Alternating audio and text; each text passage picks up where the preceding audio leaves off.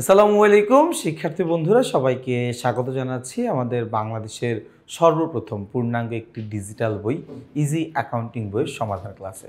খেয়াল করে দেখো, আমরা আজকের এই ক্লাসের সমাধান করব আমাদের ইজি অ্যাকাউন্টিং বইয়ের তৃতীয় অধ্যায় দুতরফা দাখিলা পদ্ধতি নামে যেই অধ্যায়টি রয়েছে, সেই অধ্যায়ের বহুনির্বাচনী প্রশ্নের টাইপ 2।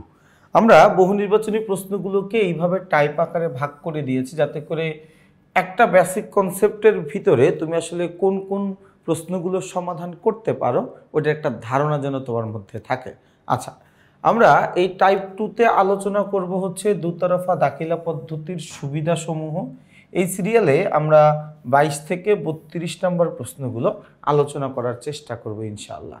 আচ্ছা, আমরা কথা না বাড়িয়ে একদম 22 নম্বর প্রশ্ন চলে যাই। বলা আছে দুতরফা দাখিলা পদ্ধতির সুবিধা কোনটি?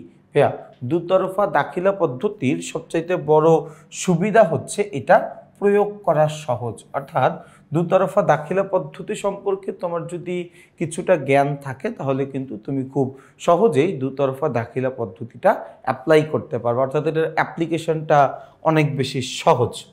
আচ্ছা, চলে যাচ্ছি আমরা প্রশ্ন নাম্বার 23 নম্বর প্রশ্নে কি বলা আছে আমরা দেখি। আমাদের 23 নম্বর প্রশ্নে বলেছি হিসাব সংরক্ষণের জন্য দুতরফা দাখিলা পদ্ধতি বেশি জনপ্রিয়, কিন্তু কেন বেশি জনপ্রিয়? তার কারণ হচ্ছে দুতরফা দাখিলা পদ্ধতির মাধ্যমে আমরা একটা পূর্ণাঙ্গ হিসাব পাই। দুতরফা দাখিলা পদ্ধতি একটা বিজ্ঞানসম্মত একটা পদ্ধতি। তাহলে উত্তর কি? উত্তর হচ্ছে খ। তাহলে আমরা উত্তর হিসাবে খ নাম্বারটা নিচ্ছি। আমাদের 24 নম্বর প্রশ্নে বলেছে দুতরফা দাখিলা পদ্ধতির সুবিধা কোনটি? নিচের কোনটি আমাদের জন্য দুতরফা দাখিলা পদ্ধতির সবচাইতে বড় সুবিধা? সেটা হচ্ছে আমাদের দুতরফা দাখিলা পদ্ধতিটা সার্বজনীন স্বীকৃতি। অর্থাৎ আমাদের দুতরফা দাখিলা পদ্ধতি, এই পদ্ধতিটা মোটামুটি সবাই পছন্দ করে, মোটামুটি সবাই কিন্তু এই পদ্ধতিটা অনুসরণ করে। অর্থাৎ একটা স্বীকৃতির একটা ব্যাপার আছে না, তুমি এমন কোনো একটা পদ্ধতিতে অঙ্ক করলা যে পদ্ধতিটা আসলে কেউই মানতে চায় না বা কেউই মানে না, ওই রকম পদ্ধতিতে আসলে অঙ্ক করাটা বেশ দুষ্কর, অঙ্ক করাটা খুব কঠিন, তাই না? আচ্ছা, স্থায়ী সম্পত্তি হ্রাস পায়। স্থায়ী সম্পত্তি হ্রাস পাবে কখন? দেখো, অবচয় করলে আমার স্থায়ী সম্পত্তি হ্রাস পায়, তাই না? অবচয় যদি ঘটে তাহলে আমাদের স্থায়ী সম্পত্তি হ্রাস পায়। আর কি কোনো হ্রাস মানে?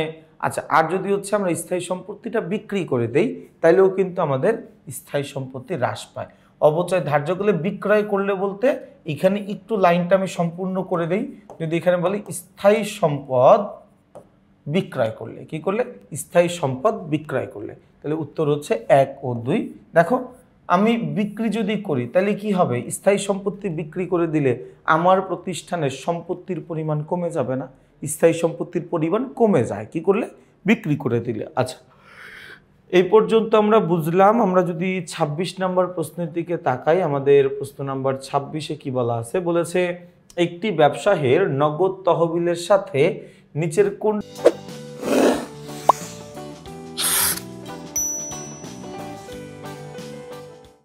বিপরীত সম্পর্ক হয়?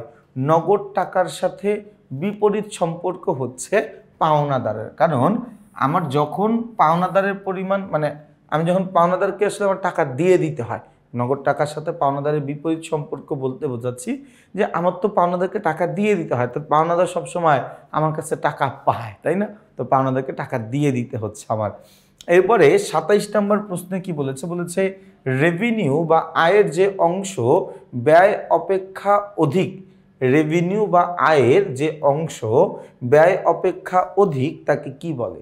খেয়াল করো, আয়ের যেই অংশটুকু ব্যয়ের চাইতে বেশি, মনে করো আয়ের অংশ হচ্ছে, মনে করো এই 5টা, 1টা 2টা 3টা 4টা 5টা আয়ের, মনে করো এই অংশ হচ্ছে 1 2, এই 1 2 3 4 5 আয়ের অংশ মনে করো এই 5টা।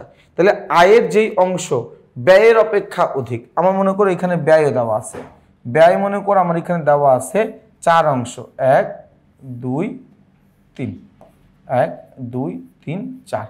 আচ্ছা, তাহলে আয়ের যতটুকু অংশ ব্যয়ের চাইতে বেশি, তাই না? তাহলে এতটুকু অংশ কি আমার ব্যয়ের চাইতে বেশি না? তাহলে আয়ের যে অংশ ব্যয় অপেক্ষা অধিক ওই অংশকে কি বলে? ওই অংশকে আমরা বলি মুনাফা। আয়ের চেয়ে মানে ব্যয়ের চেয়ে যদি আয়ের পরিমাণটা বেশি হয়, মানে আয় বেশি ব্যয় কম, তাহলে তখন তো আমাদের মুনাফার সৃষ্টি হয়, তাই না? আচ্ছা, এরপর দেখো 28 নম্বর প্রশ্ন, কখন সংশ্লিষ্ট হিসাব খাত ক্রেডিট করতে হয়? দেখো আমাদের হিসাবের যে পাঁচ প্রকার হিসাব আছে, এর মধ্যে আমাদের সম্পদ এবং ব্যয় এই দুইটা যদি কখনো হ্রাস পায় তাহলে সেটাকে আমরা ক্রেডিট করি। আবার আয়, দায়, মূলধন এই তিনটা যখন আমার বৃদ্ধি পায় তখন সেটাকে আমরা ক্রেডিট করি, তাই না? আচ্ছা, তাহলে কখন সংশ্লিষ্ট হিসাব ক্রেডিট করতে হয়?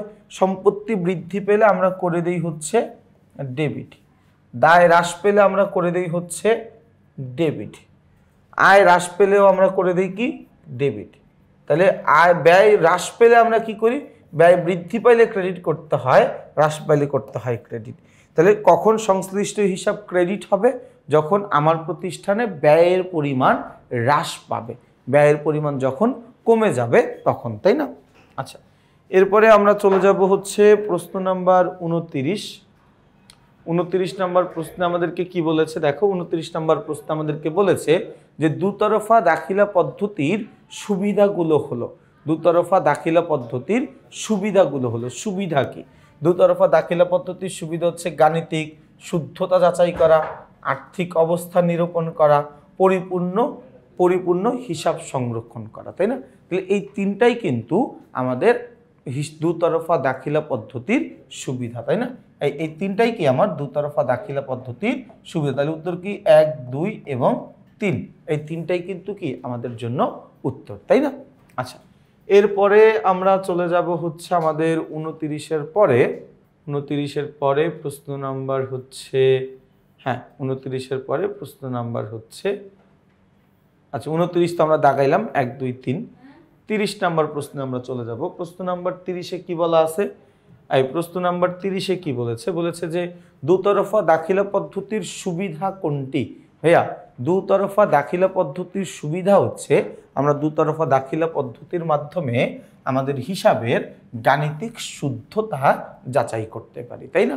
আচ্ছা, এরপর আমরা আসি প্রশ্ন নাম্বার 31। 31 নম্বর প্রশ্নে বলেছে নিচের কোনটিকে দুতরফা দাখিলা পদ্ধতির সুবিধা বলা যায়? ভাই খেয়াল করো, প্রশ্ন নাম্বার 31 কি বলছে?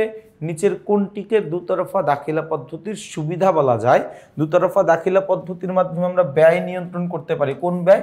অতিরিক্ত যে ব্যয় হচ্ছে আমার প্রতিষ্ঠান, যে এক্সট্রা যে ব্যয়টা হচ্ছে এটা কন্ট্রোল করতে পারি। আচ্ছা, 32 নম্বর প্রশ্ন, হিসাবের গাণিতিক শুদ্ধতা যাচাই করতে কোনটি প্রস্তুত করা হয়? হিসাবের গাণিতিক শুদ্ধতা যাচাই করতে আমরা রেওয়ামিল প্রস্তুত করি। ভাইয়া কি প্রস্তুত করি? আমরা রেওয়ামিল প্রস্তুত করি, তাই না? তাহলে দেখো আমরা কিন্তু খুবই ছোট্ট একটা টাইপ ছিল আমাদের টাইপ 2। টাইপ 2টা আমরা আলোচনা করে ফেলেছি। ইনশাল্লাহ আমরা আগামী ক্লাসে এই টাইপ 3 থেকে আলোচনা করব। তোমাদের জন্য একটা পরামর্শ থাকবে, যারা যারা এখন আমাদের ইজি অ্যাকাউন্টিং বইটা সংগ্রহ করো নাই তারা যত দ্রুত সম্ভব বইটা সংগ্রহ করে ফেলো। বইটা সংগ্রহ করে তোমার যে পড়াশোনা রয়েছে সেই পড়াশোনাটা শুরু করে দাও। আমরা এতটুকু নিশ্চয়তা দিতে পারি, আমাদের ইজি অ্যাকাউন্টিং বইতে অন্য যে কোনো বইয়ের চাইতে সর্বোচ্চ সংখ্যক কমন কিন্তু তুমি আমাদের এই ইজি অ্যাকাউন্টিং বই থেকে পাবা। তাহলে ভাইয়া আমি আমার আজকের এই ক্লাসটি এখানেই শেষ করছি। সবাই ভালো থাকবা, সুস্থ থাকবা। আসসালামু আলাইকুম।